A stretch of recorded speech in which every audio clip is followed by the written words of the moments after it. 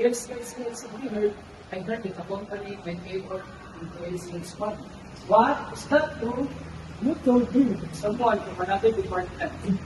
I heard it too. People have been talking about it for months.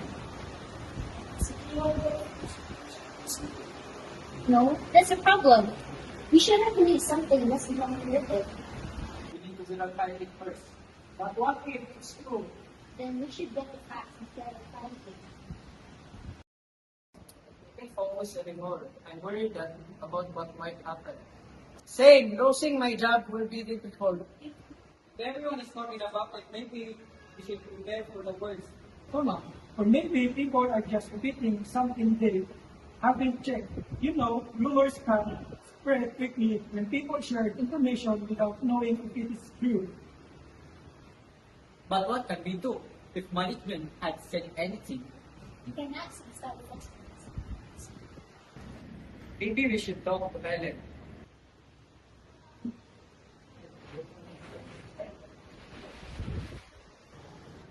Good morning, everyone. You look so worried. What happened? Bobby, there's a rumor about possible layoffs. I understand your concern, but let's verify the information before believing or spreading it. That's what we're planning to do. Good. Let's ask HR directly. Hearing something from another employee doesn't automatically make it true. But what if they really know what's happening? We still need an official source. Can we ask HR? Yes, let's talk Malandi. But first, I'm going to call out.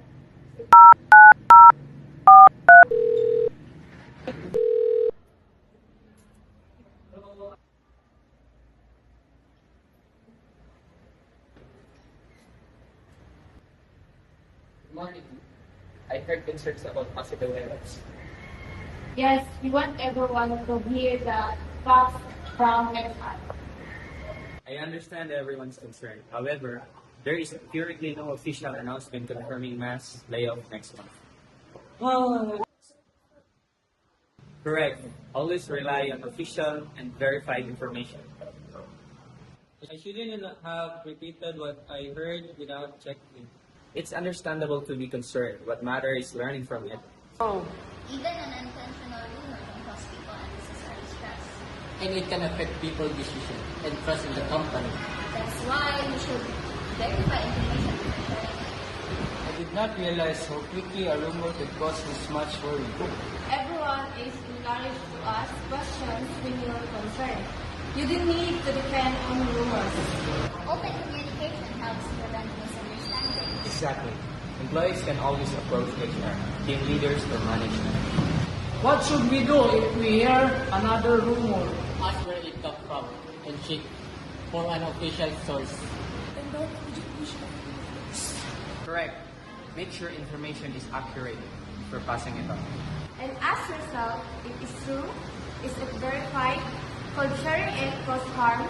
So instead of saying, I heard layoffs are coming, we should say, let's verify that information first. Exactly. I apologize for repeating the rumors without checking first. What's important is that we learn from it. Now, we have to check information for believing. And not everything here is true. We should communicate with the right person instead of spreading assumptions. We all have responsibility to think before we speak. And if we make a mistake, we should correct it instead of including the rumor. That's what responsible communication is meaning.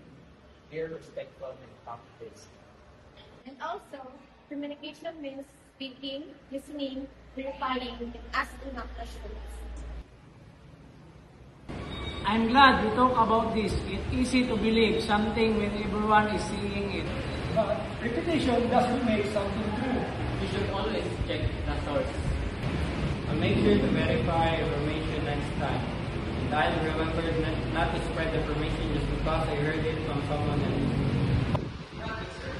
HR is always be available. When we don't know the facts, we need to ask. When you hear a rumor, we verify.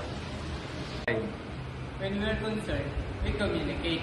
And if we know the truth, we should responsibly because one or two rumors can affect an entire workplace. But one honest conversation can make a difference and a verified fact can stop a rumor. That's why, before we believe something, verify it first.